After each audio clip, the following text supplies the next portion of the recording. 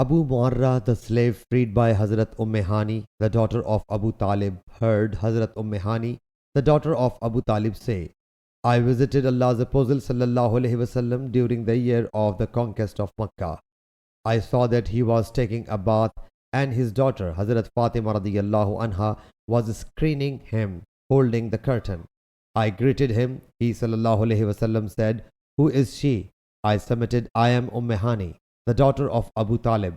He sallallahu alaihi wasallam said, Welcome, Hani. When he had taken the bath, he got up, performed 8-unit prayer wrapped in one garment.